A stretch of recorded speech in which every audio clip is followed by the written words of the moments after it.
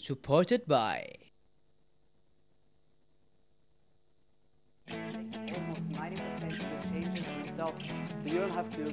My trip to Norway so far has taken me to meet many inspiring people. This, after all, is a country that encourages innovation, not just in industries, but amongst the young, including innovative ways to help young people start up companies. I visit Mesh, an incubator space set up for budding entrepreneurs with plenty of business ideas, but a limited budget to work. Here, they can share office space, develop their creativity, and learn how to market their products and pitch their business ideas at a price they can afford. And here, they can dream big. Youth and their development is also something that concerns the Crown Prince. One of the things, and also this is happening in Indonesia, unemployment, particularly amongst youth, can give rise to a lot of problems, whether it's, crimes, just sort of negative activities and behavior, and even, a shift towards sort of more extreme reactions or extremism. Now, do you see this as a problem? And if we remember last year with the Utoya massacre, is this something that is youth related, or is this something that you find rather worrying? Is it something that is of concern to you?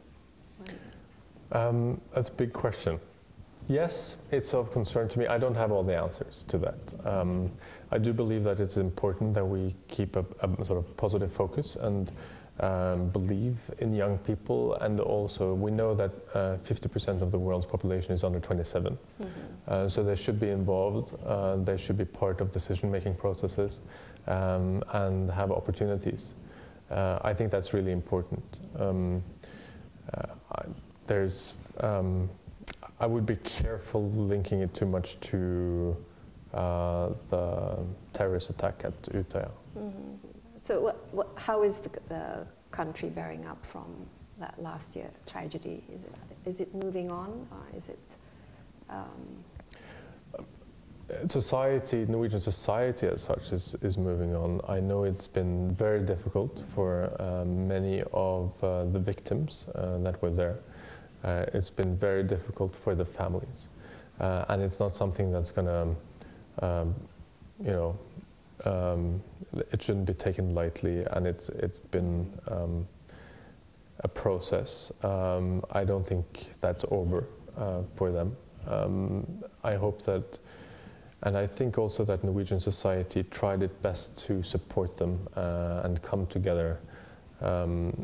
But obviously these things will take time. But as a society, yes, I think we're moving forward. But is this taking the sort of steam out of multiculturalism, for example? Is multiculturalism still alive and thriving in Norway?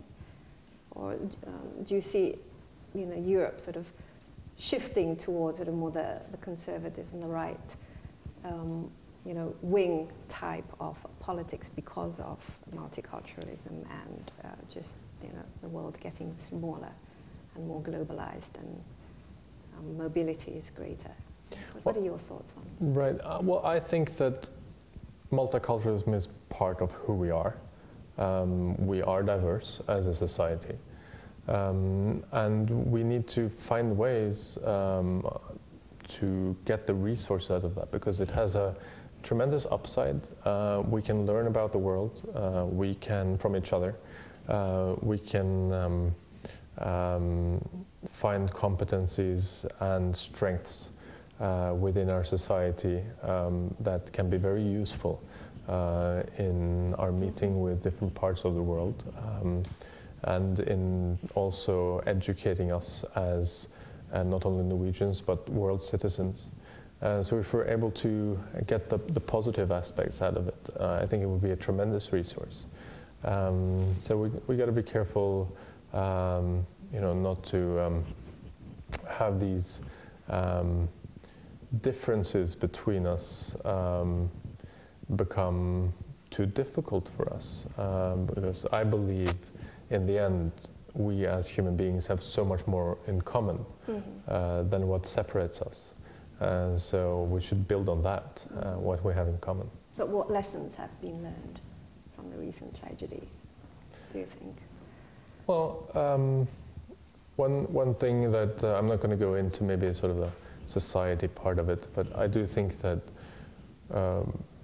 in this sort of peaceful corner of the world, it was a little bit of a wake-up call, maybe also when it comes to understanding how fragile we are as people, and that we should cherish life and each other, and use our opportunity to live. I'm interested also in global dignity. I mean, that's a wonderful word, this idea of dignity. What does it actually mean, the idea of global dignity? We started this organization some years ago, and what we're focusing on is having a conversation with youth, just because, or it sort of stems from the same thing that I was talking about, where we should focus on what unites us and what we have in common, rather than what separates us. So we started doing this conversation in schools, where we use storytelling as the tool, and we get the young people to tell their stories about dignity. So someone doing something positive, either them or someone else. And it's been really quite a great journey. And it's been done quite a lot in Indonesia as well. Well, Your Royal Highness, thank you very much. And again, I hope you have a wonderful visit to Indonesia. We are very much looking forward to coming back. Be wonderful to learn more about Indonesia and to also strengthen the ties between Indonesia and Norway. Yes, and I hope that our Indonesian audience will know more about Norway and the people of Norway. Again, thank you very much, Crown Prince. Thank you. Very nice having you here. Thank you. So you're staying 2 more days, or? Actually, we're flying tomorrow. You're flying tomorrow? So.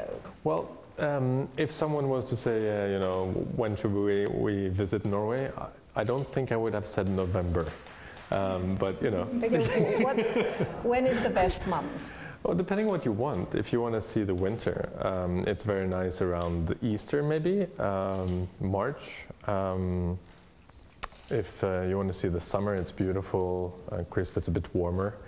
Maybe not as warm as in Indonesia, but we get, 24 degrees maybe during the day. So it's pleasant.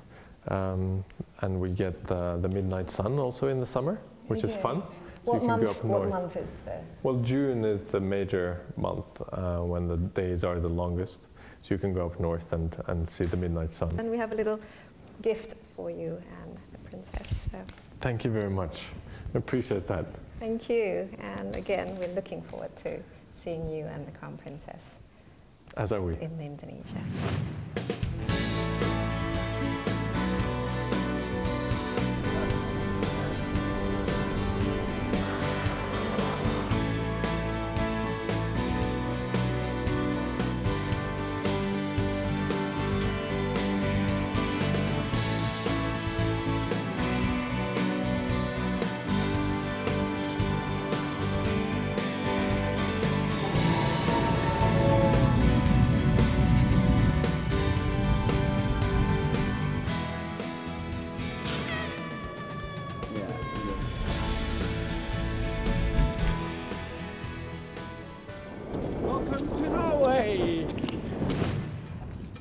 So what have I got from my trip to Norway, apart from a taste of its winter weather?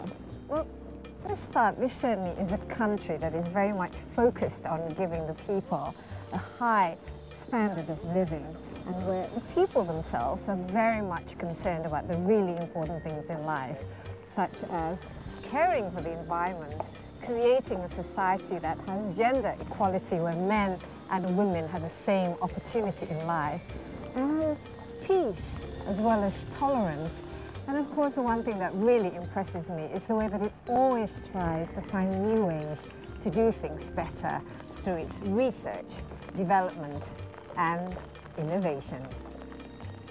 And that's all for this episode. Don't forget to join me next month where we meet another figure that makes a difference to our lives here on Face to Face with Stacey Anwar, bringing you the world.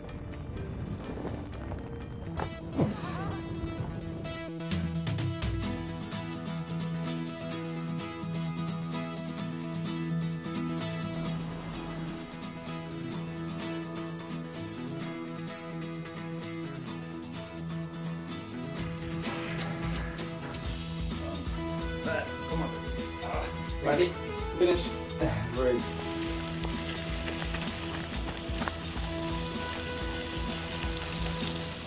So please, grab the plates, help yourself, and let's get started and turn these bloody cameras off.